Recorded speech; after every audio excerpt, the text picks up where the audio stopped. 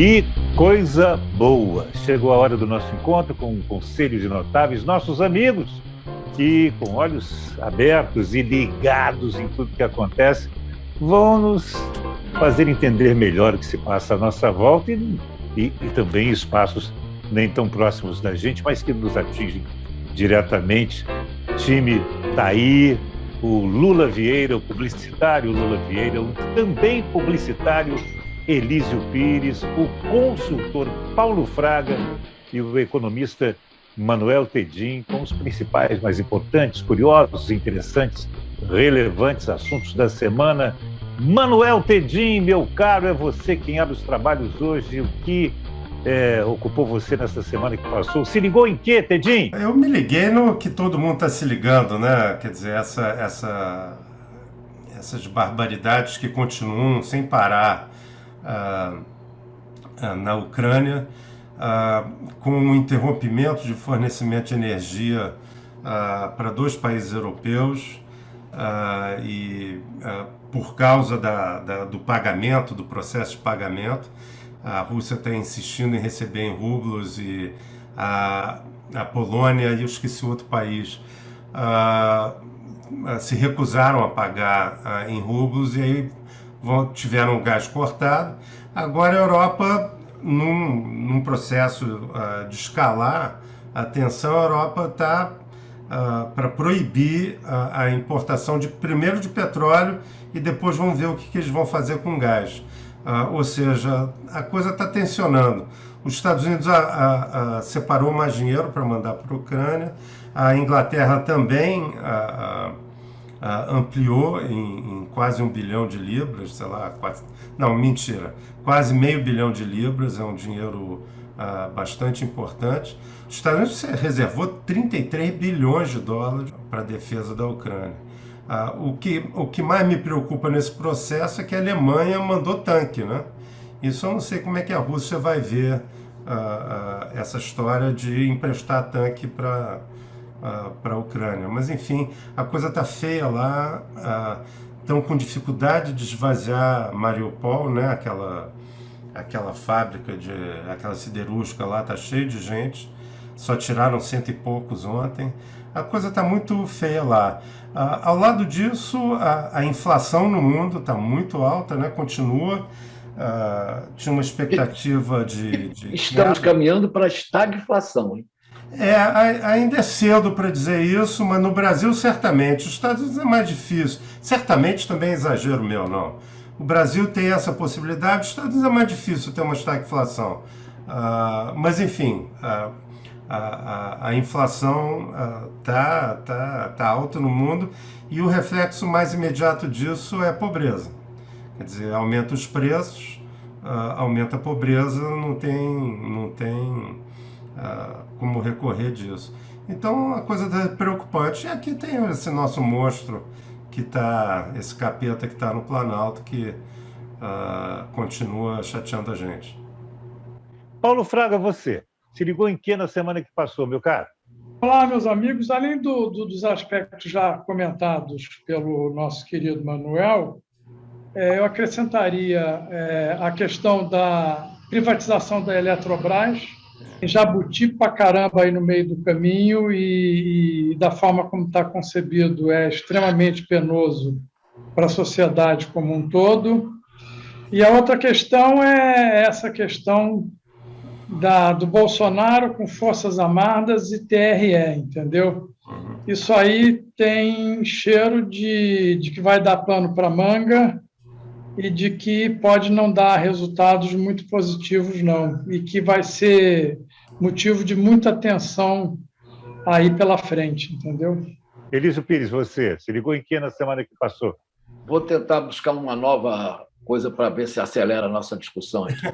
O que me ligou muito foi os Estados Unidos acabaram de liberar a volta ao Brasil de uma esmeralda, né, de 280 quilos, que vale 1 bilhão e 800 milhões de dólares. Essa esmeralda foi enviada ilegalmente para a Califórnia há 17 anos atrás e ela foi encontrada por um lavrador, que ninguém sabe o nome até hoje, né, em 2001, na mina de Carnaíba, em Pindobaçu, na Bahia, sem autorização nenhuma do DNPM. Aí vendeu para um, vendeu para outro, aí puseram no navio, mandaram para os Estados Unidos, foi para a Califórnia, depois venderam para um... Mas agora foi decidido, eu acho uma notícia muito importante, está de volta ao Brasil, decisão da Justiça americana. E outra, vai para a casa do Manuel? Não, eu acho que é do Lula. E, na realidade, outra coisa que eu achei uma notícia muito positiva também foi um tratado assinado pelo Brasil que define o fim da comercialização das lâmpadas fluorescentes, que deverão ser substituídas até 2025, todas, né, pela luz LED, né? Não é LED que chama? LED, pela LED, que é uma economia de 50% de energia. A economia calculada é de 77 bilhões e 800 milhões de dólares nas contas de luz do mundo, quando todas foram substituídas. É uma boa notícia, né? Agora, quer uma má? Eu vou dar uma má. A fila de espera do Auxílio Brasil já passa de 1 milhão de famílias. Essa é a má notícia também. Tá? Rapaz, não é mole, não. Meu caro Lula Vieira, se ligou em que na semana que passou, Lula? Não consigo ser criativo nesse ponto. Eu ainda estou cada vez mais horrorizado com a situação brasileira, está me dando realmente medo do rumo que as coisas estão tomando. Não vou ser repetitivo. Eu tenho a impressão que todo mundo acompanha, assustado, o que o nosso querido presidente está fazendo no caminho da zona total. E também, é claro, o meu lado ser humano, horrorizado com a situação da guerra. Mas eu não consigo inventar mais nada que possa ser relevante. Fico feliz do Elísio ter descoberto a esmeralda e está preocupado com isso. E, realmente, eu acho linda a ideia da gente receber de volta uma esmeralda desse tamanho, desse valor. A gente pode até vender e distribuir esse dinheiro com os pobres. Eu só quero dar uma má notícia. Não é que já liberou o Departamento de Justiça, quer dizer, que equivale também à Procuradoria, achou que na verdade, aceitou um pedido do Brasil para entrar na causa, porque está tendo uma confusão lá de quem é a pedra, porque houve vendas simultâneas, enfim, picaretagem aberta ali no meio. E agora o Brasil entrou, já tinha muitos anos que o Brasil tinha entrado com esse pedido de repatriação e foi considerado pertinente pela justiça americana. Isso. Portanto, a chance de voltar é grande. Mas vai demorar um pouquinho ainda, parece. E demora um pouco. Podia dar mais uma boa notícia. O que foi?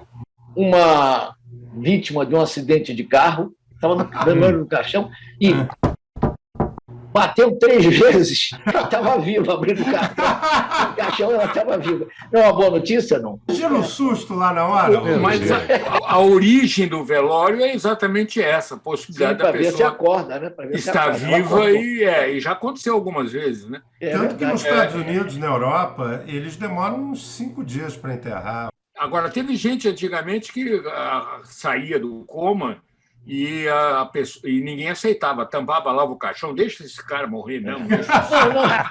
É uma explicação mística a demora para fazer o sepultamento. Sabe o que é, não? Para o espírito se desgarrar do corpo. Também. Vai embora. Por isso é que quem acredita nisso só admite que seja feita a incineração 4 a 5 dias depois, para dar tempo de ir embora. Uma coisa que eu não consigo fugir de pensar é uma guerra, tantas pessoas passando fome no mundo e a valorização de uma esmeralda.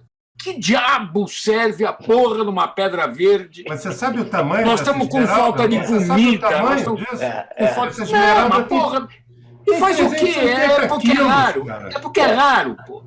Ainda falar ouro, tudo bem, serve para fazer implante no dente, serve para fazer...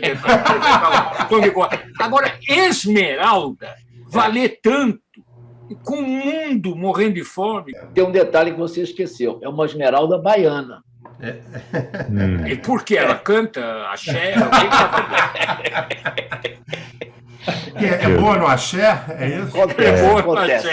Acontece. Nós, homens, temos um olhar totalmente diferenciado a respeito de pedras preciosas. Então, posso levantar, na mesma linha do Lula, Se você transportar isso para Bitcoin, é pior ainda, né? Porque essa esmeralda, você olha para ela, tem 380 quilos, você vê. É uma loucura. Isso quer dizer que as pessoas podem ganhar dinheiro, vão ganhar dinheiro. Já tem gente que ficou milionário com esse negócio. Tem quem perde também. Tem quem perde, mas é uma maluquice. Está com uma moeda virtual. Como no papel, a gente dá também valor para um pedaço de papel, né? O que determina o valor de uma moeda, Barbosa, é a economia daquele país e a gestão da moeda dentro da economia daquele país. Aquela moeda, ela representa a confiança e a atividade econômica de um país. Quando está indo bem, valoriza. Tem uma coisa por trás que é o funcionamento de uma economia. E o Bitcoin não tem nada a ver com a economia? É isso, a moeda que eu invento, é isso? Em outras palavras, o que o Manuel está dizendo é a questão do lastro, né? Do que não tem lastro nenhum, não tem nada por trás. Agora, você sabe o que é mais curioso nesse tema? É de que há opiniões opostas em relação a isso, né? E até agora, recentemente, se não me falha a memória, o próprio poder público sugerindo usar o Bitcoin como meio de pagamento. E eu ouvi isso até em relação à Prefeitura do Rio de Janeiro, entendeu? E a propósito desse tema, o Warren Buffett, que faz a reunião anual do grupo de investimentos lá, fez agora no último fim de semana nos Estados Unidos, e que tem uma visão absolutamente contrária, né?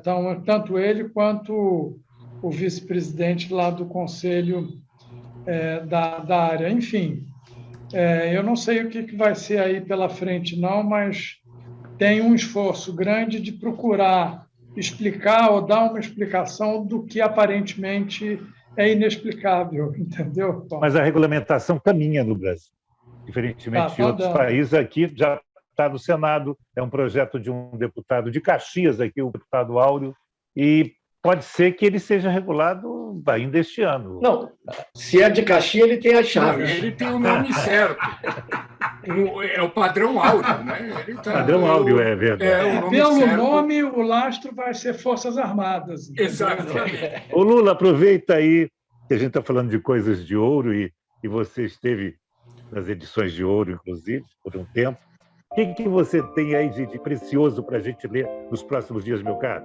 E eu tenho muito orgulho de ser amigo dele e um autor excepcional, uma pessoa maravilhosa, um diretor de criação muito importante no Rio de Janeiro, hoje já afastado, que lançou um livro chamado A Bomba Debaixo da Mesa, que é o Storytelling 2. Eu estou falando da Adilson Xavier.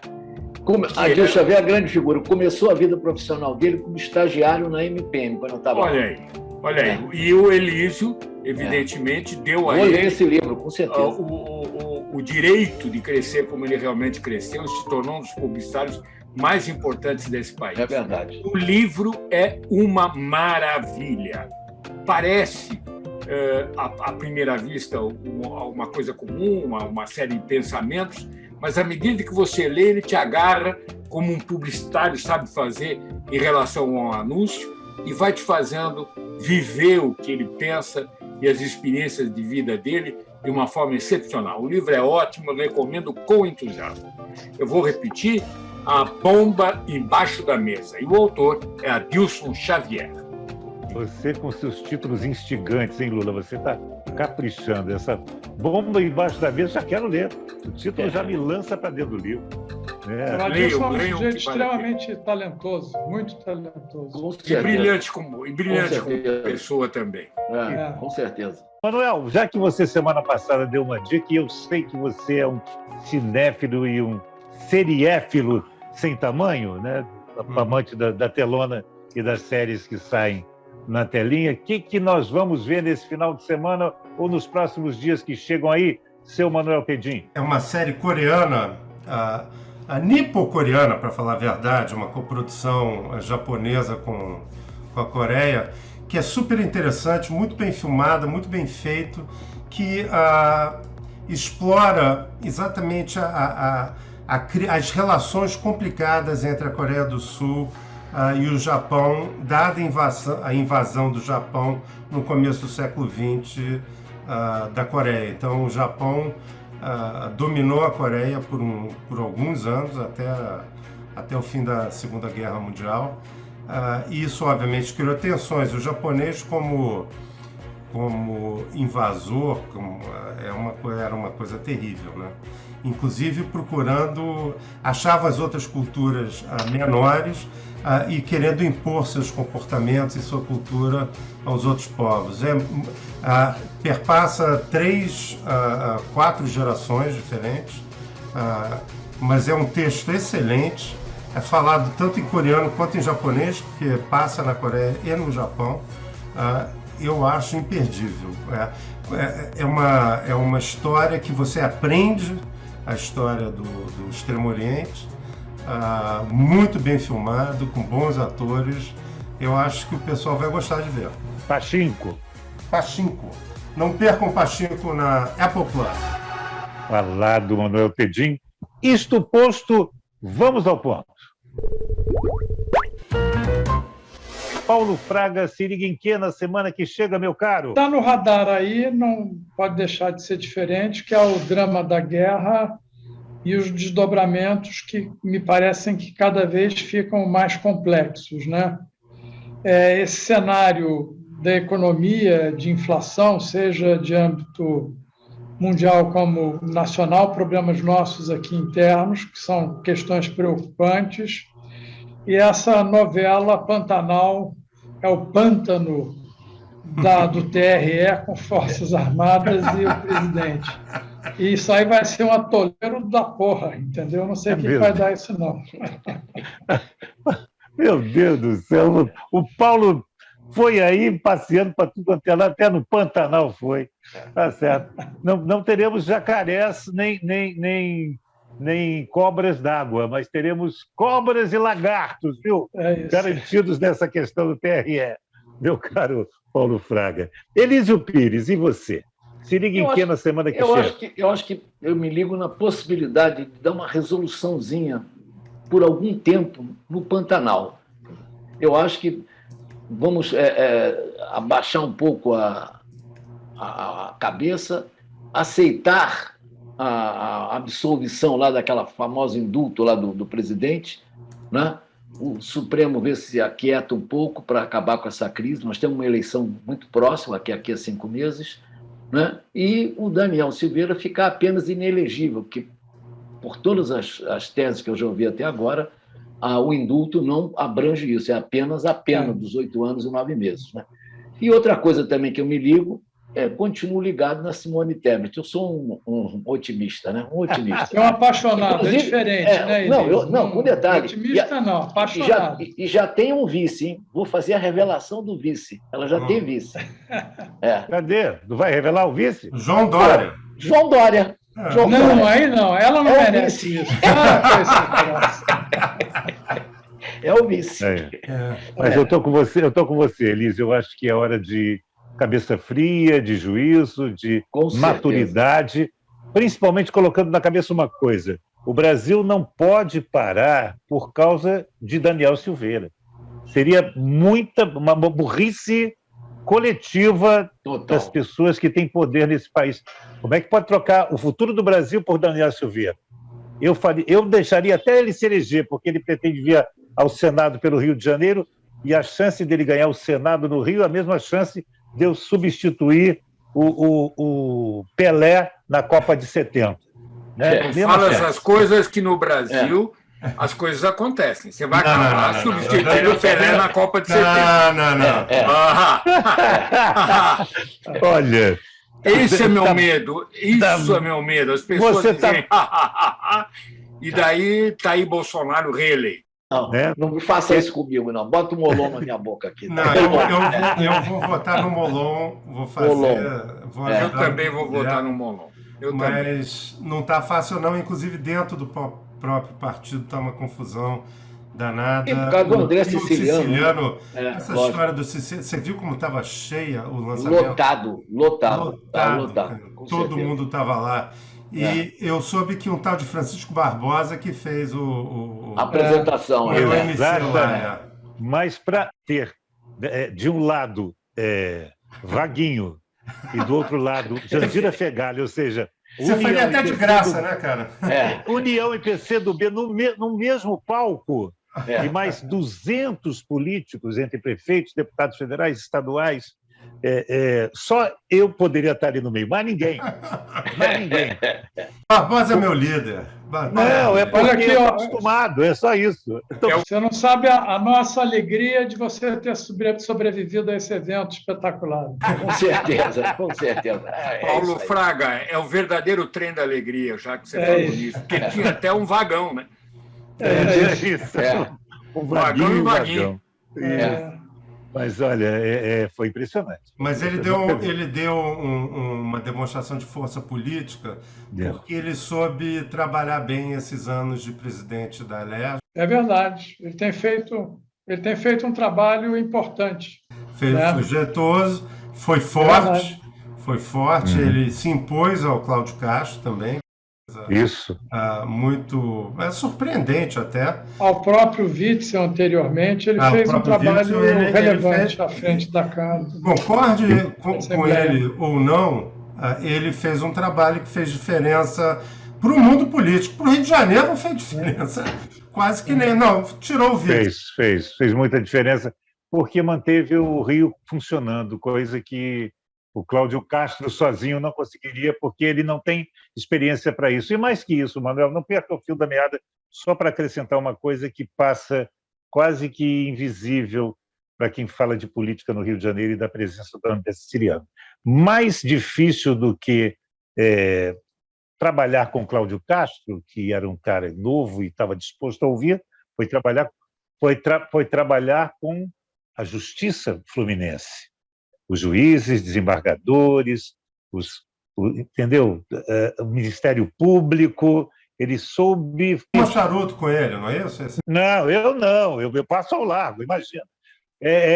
Mas esse pessoal que fuma muito charuto, toma muito uísque e que tem uma propensão tremenda a farinha pouca, meu pirão primeiro. Então ele conseguiu ali, no silêncio, na maciota, como diriam meus pais do Nordeste, manter equilibradas as três forças, judiciário, executivo e legislativo, no Rio de Janeiro fraturado. A gente tem que dar crédito quando cabe. Ele acalmou a Alerj muito. Isso. Eu acho que ele acalmou a Alerj muito. Não foi só ele, foram as circunstâncias, foram as prisões e tal, mas ele fez um bom trabalho nesse sentido. Mas comparar ele com o Molon, assim, a partir do meu ponto de vista, não tem comparação. Do nosso ponto de vista.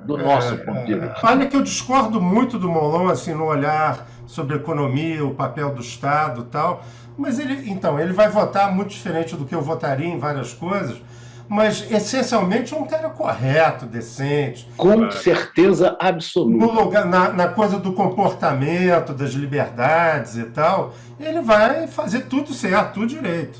Agora, na economia, aí paciência, você tem que... eu discordo dele, mas o respeito demais. É um cara muito... Eu concordo inteiramente. Molon realmente é daqueles raros políticos que você pode assinar embaixo. Acabei de assinar. E, de novo, você pode discordar dele nessa coisa da economia, tudo bem, mas aí é outra coisa.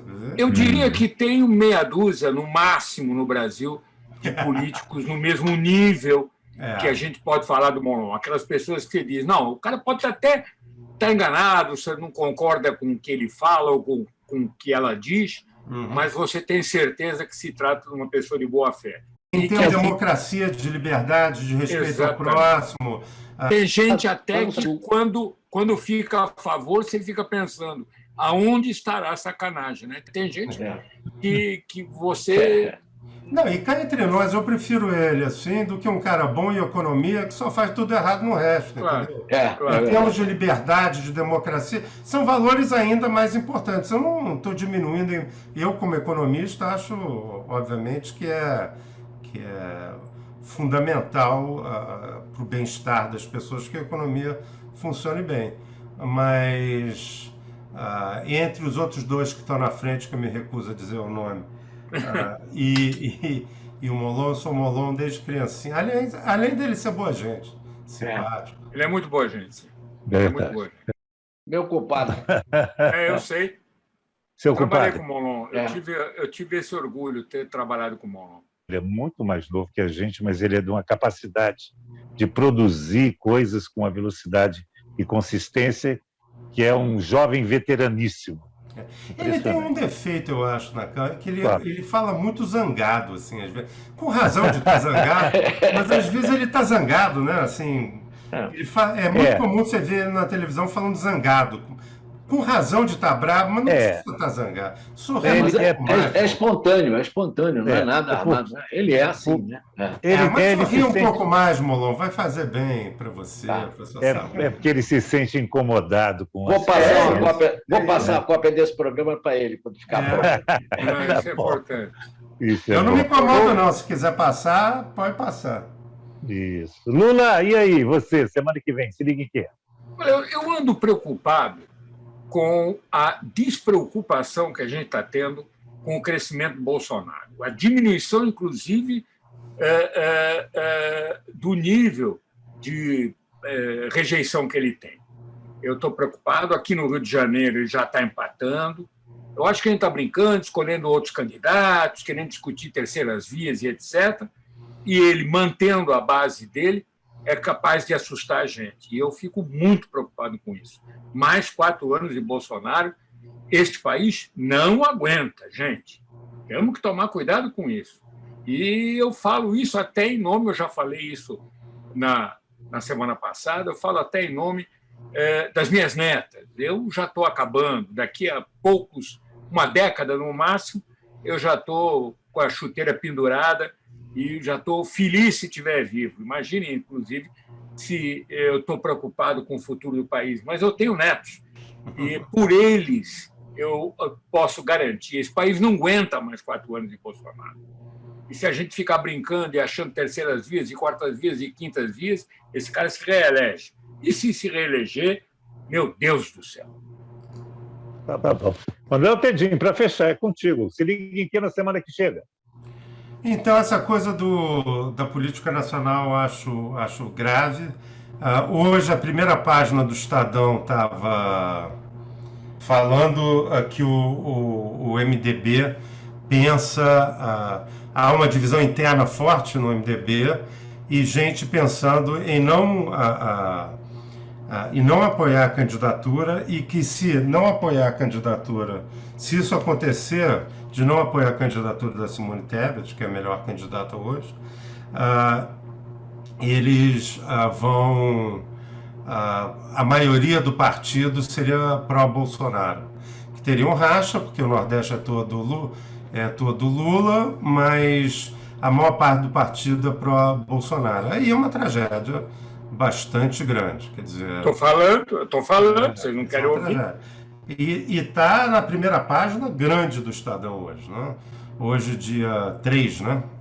Hoje, dia 3 de maio. Enfim, fazer o quê?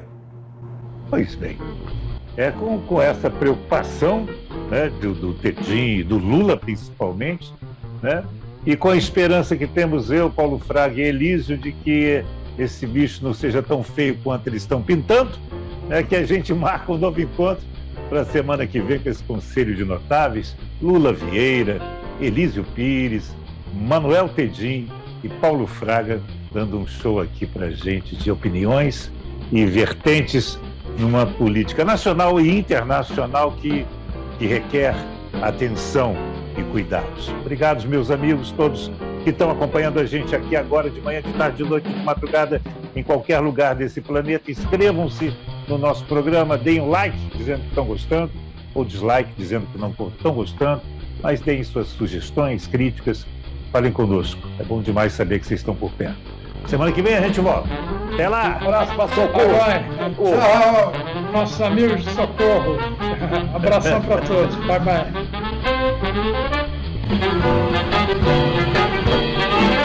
Se liga!